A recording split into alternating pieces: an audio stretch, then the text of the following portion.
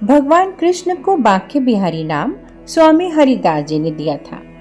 भगवान कृष्ण की हर मुद्रा को बांके बिहारी नहीं कहा जाता, बल्कि 3 कोणों पर झुकी हुई मुद्रा वाले श्री कृष्ण को ही बांके बिहारी कहा जाता है।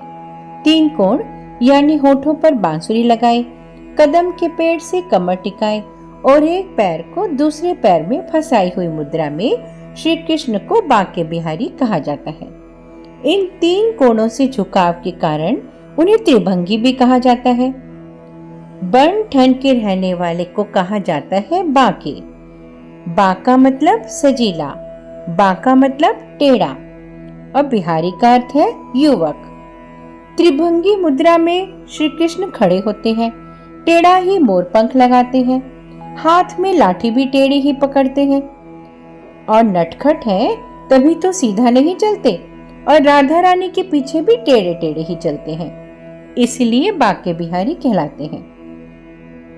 उनके बांके होने की कहानी सुनाती हूँ। गोकुल में जब भगवान कृष्ण के जन्म होने का पता चला तो सभी गोकुलवासी नंद बाबा के घर बधाइयां लेकर आए। नंद बाबा की 2 बहनें थीं, नंदा और सुनंदा, जो कृष्ण जी के जन्म के पहले ही नंद बाबा के घर आ चुकी थीं। जब बालक कृष्ण को जन्म लिए हुए 2-3 घंटे बीत गए तो माता यशोदा से वे बोली कि भाभी, लल्ला को जन्म लिए हुए इतनी देर हो गई और तुमने अभी तक उसे दूध नहीं पिलाया। तो सुनंदा जी बोली कि भाभी, मैं द्वार पर खड़ी हो जाती हूँ, आप लल्ला को दूध पिला दो। अब यशोदा जी ने जैसे ही लल्ला को गोद में उठाया तो वे इतने कोमल थे कि माता यशोदा की उंगलियां उन्हें चुभ रही थी। अब माता यशोदा सोचने लगी कि मैं इन्हें कैसे गोद में उठाऊं। तब वे टेढ़ी होकर ही कृष्ण जी को दूध पिलाने लगी। जब कृष्ण जी तीसरा घूंट पी रहे थे तभी उनकी नंद बोली कि भाभी, आप ये क्या कर रही हैं? लल्ला को टेढ़ी होकर दूध पिला रही है। ये जितनी दफा दूध पिएगा उतनी ही जगह से ये टेढ़ा हो जाएगा। इतना सुनते ही माता यशोदा खड़ी हो गई, परंतु तब तक कृष्ण जी 3 घूंट पी चुके थे। कृष्ण जी 3 जगह से टेढ़े हो गए और तब से उन्हें कहा जाता है बांके बिहारी। बांके है नंद बाबा और यशोमती, बांके घड़ी जन्मे हैं बिहारी।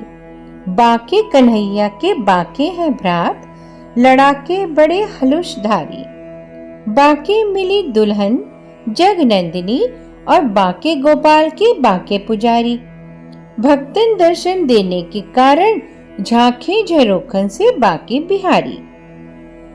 यानी कि नंद बाबा और माता यशोदा भी टेढ़े ही हैं।